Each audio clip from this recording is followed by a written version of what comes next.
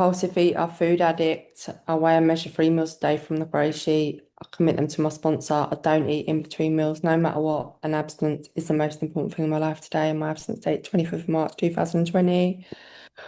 Um, and do you know what? I don't even know. I just want to sort of be honest. I don't know what I want to say. I was just about to say, thanks everyone for being here, blah, blah, blah. But the truth is, like, I don't want to be here.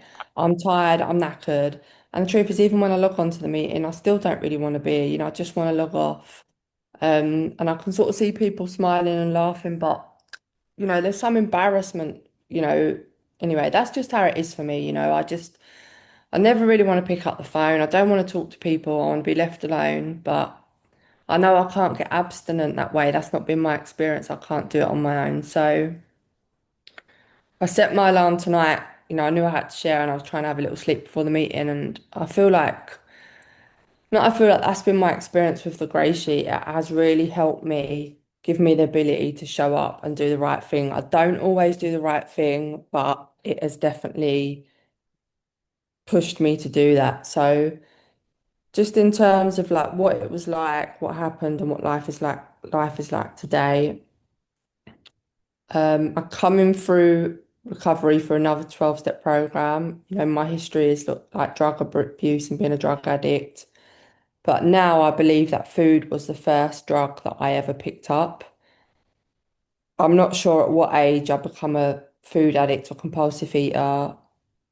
I think my earliest memories around my teenage years, that's when I can remember being really obsessed with my body, wanting to change everything about me. I think I started my first Weight Watchers, went to my first Weight Watchers meeting when I was about 15 with my nan. But even leading up to that, I tried various diets like Slim Fast, exercise, lots of things, the cabbage soup diet. Anyway, that was kind of I'd say from the age of 13 right up until I come into Grey Sheets. You might as well, I don't know if you want to say my husband or it was like being married to this disease. I just spent every waking moment from the moment I opened my eyes till I went to sleep thinking about diets, calories. Should I eat this? Shouldn't I eat that? And to be honest, normally 5 or 10 minutes after I'd even opened my eyes, I was off eating and binging and eating. And then my head would just be telling me, I was going to swear, but I won't swear, you fat this, you fat that, or, now you've eaten this, you might as well eaten that. Now you've eaten that, you might as well eaten this. And that it would just, and that the noise in my head was just, when I think about it now, it just robbed me of so much peace because I couldn't think of anything else other than wanting to have this perfect body, sitting in work or spending my weekends looking up diet after diet, buying a new notepad to record the stuff I was eating in, a new journal, somehow that's going to fix me, going on a boot camp, a retreat, juice things.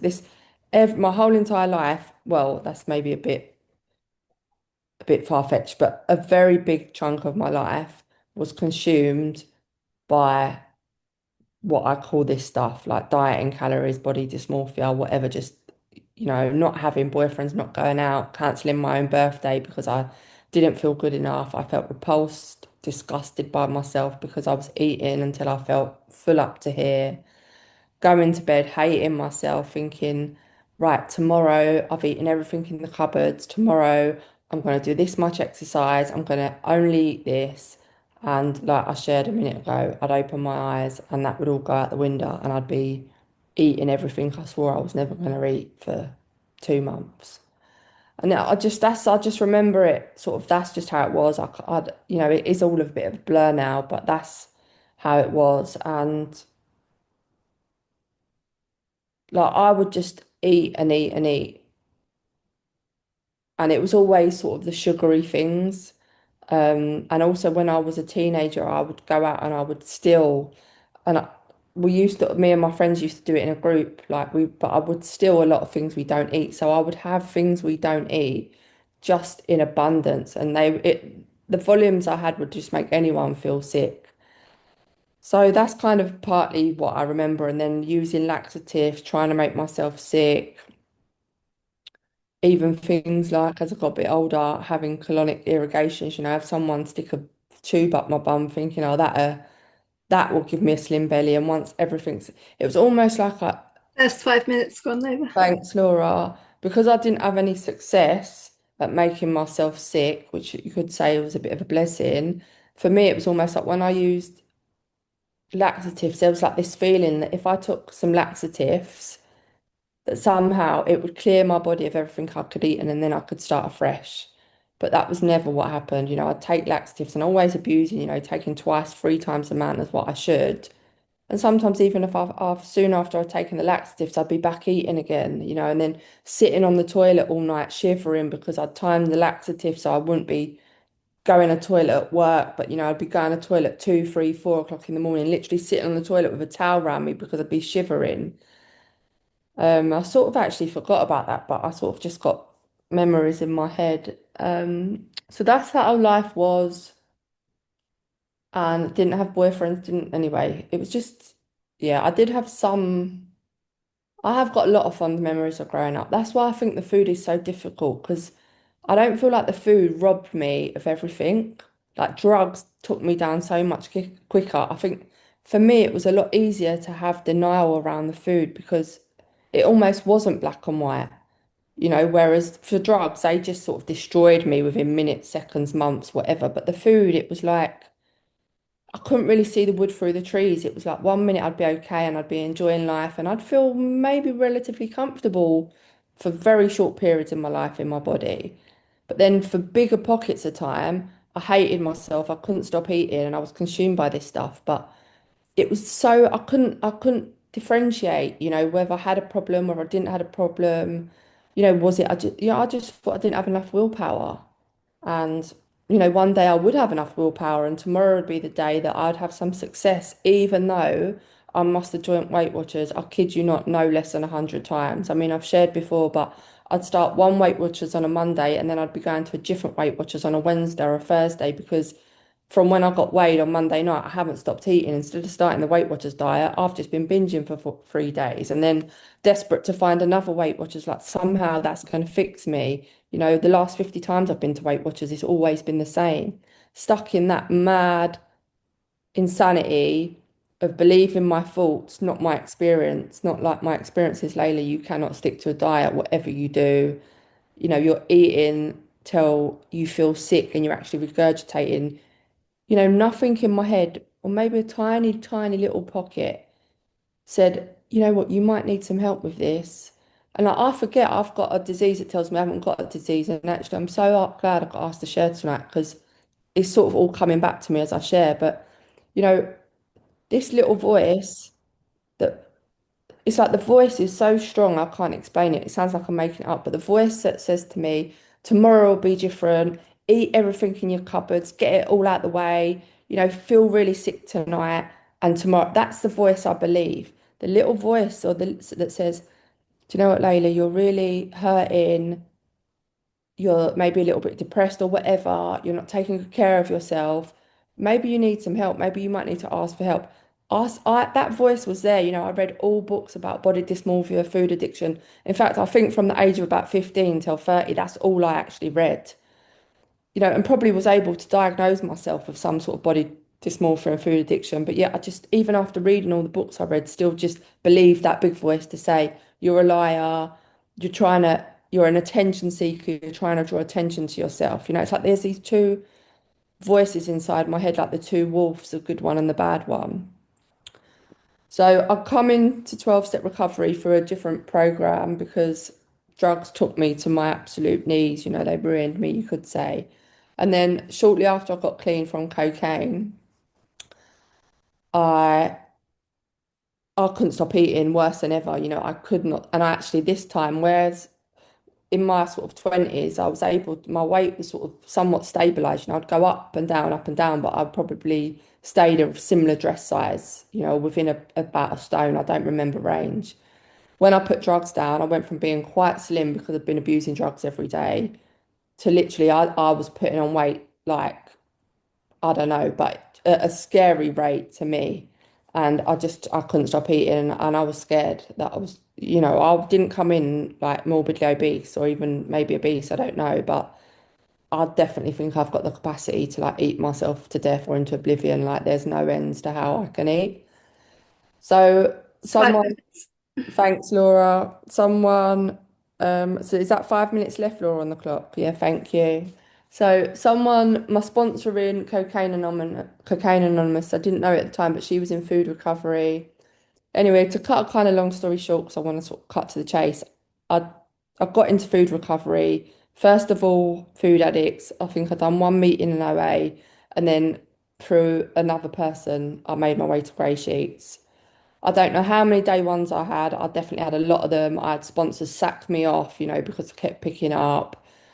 I didn't even really believe in abstinence. Nothing made sense to me. It just being abstinent didn't make sense because I couldn't get abstinent. And when I was abstinent for a day or two, I was just miserable and thinking, "Oh, I can't wait to eat and binge." And then this time round, what did I do differently? This is just true for me. It's not true for everyone, but one day I reached out to someone, said, could she sponsor me again? And I basically just done everything she told me to do, whether I liked it or not, whether I thought it was crap, whether I thought it would work. I just thought, do you know what? Let me just try it. So a minimum of 3 meetings a week, getting on my knees, asking for help, saying thank you God for an absent day in the morning, getting on my knees at night, reading a couple of pages from the big book. I think there was like about 7 things. So get a home group, start doing service, and that might mean just doing a reading at a meeting. If you're not 90 days off to be the timer, don't sit at the back of the room, make sure you're seen and heard because that will keep you safe. And I didn't know what this all meant. In fact, I remember my sponsor saying to me, every time we speak, which was every day, when I say to you, Layla, how are you? Say to me, you're abstinent and grateful. Well, I thought this lady was a lunatic. And I remember sort of saying to her, a bit frightened, but I'm not grateful. Anyway, she was like, I don't care what you are. These weren't her exact words, but it wasn't far off. You say you're absent and grateful. And, something stuck. I was writing a gratitude list every day, always talking about, I'm so grateful that I'm not binging till I feel sick.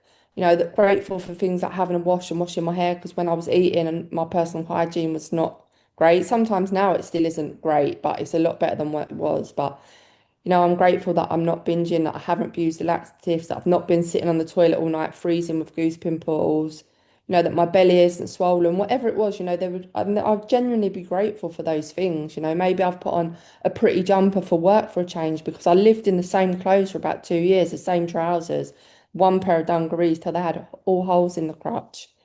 So they're the things I've done, like 7 things I've just described. Start working the steps.